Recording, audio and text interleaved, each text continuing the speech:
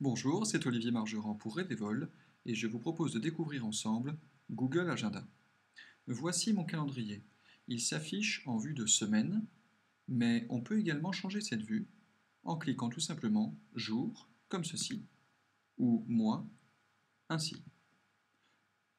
Revenons à la vue de semaine et créons un événement, par exemple le jeudi 8 juillet. Pour cela, c'est très simple. Allons à l'heure de début d'événement, par exemple 15 heures, et en cliquant sans relâcher le clic à cette heure de début, puis en descendant jusqu'à l'heure de fin, quand nous relâchons, nous obtenons cette bulle dans laquelle nous pouvons déjà taper le titre de l'événement. Réunion de projet. Cliquer le lien « Modifier les détails de l'événement » nous permet alors d'inviter des collègues, par exemple Patricio Diez, et de préciser le lieu de la réunion, par exemple salle 304. Enregistrons l'événement et envoyons bien sûr l'invitation à Patricio pour qu'il puisse y répondre. À présent, l'événement apparaît dans notre agenda. Pour afficher le calendrier de Patricio, c'est très simple. À gauche, dans la liste Autres agendas, cliquons le nom de Patricio, comme ceci. Nous voyons alors que Patricio, cette semaine-là, a une réunion de 18h à 19h lundi 5, et bien sûr, la réunion à laquelle nous venons de l'inviter. C'est pourquoi apparaît un point d'interrogation, ici, qui signifie tout simplement que Patricio n'a pas encore répondu, ou bien a répondu qu'il se rendrait peut-être à cette réunion.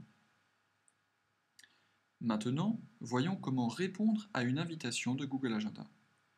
Dans Gmail, voici à quoi ressemble une invitation que l'on reçoit, qu'elle provienne de Google Agenda ou d'un autre calendrier. À gauche, la description de l'événement. Il s'agit d'un point projet général qui a lieu le 15 juillet de 14h à 15h30 au 27 rue du Pont-Neuf à Paris.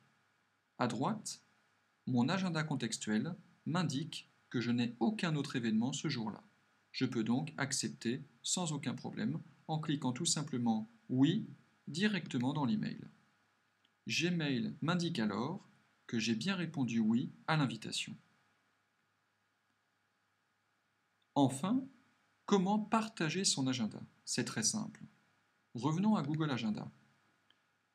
Mon agenda est ici, avec mon nom. En cliquant la flèche qui le jouxte, je fais apparaître un menu contextuel et il me suffit alors de cliquer le lien « Partager cet agenda ».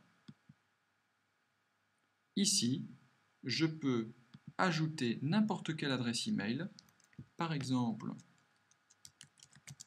patricio.gonzalez@ecb.eu.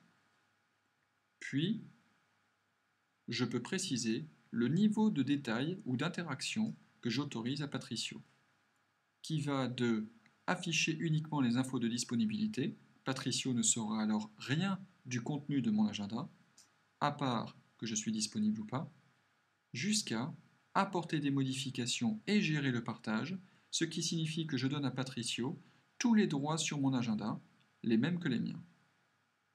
Je décide de lui afficher uniquement les détails et de ne pas l'autoriser à faire de modifications. En cliquant le bouton « Ajouter la personne », j'entérine ce choix et je dois alors encore descendre tout en bas de l'écran et enregistrer mon invitation.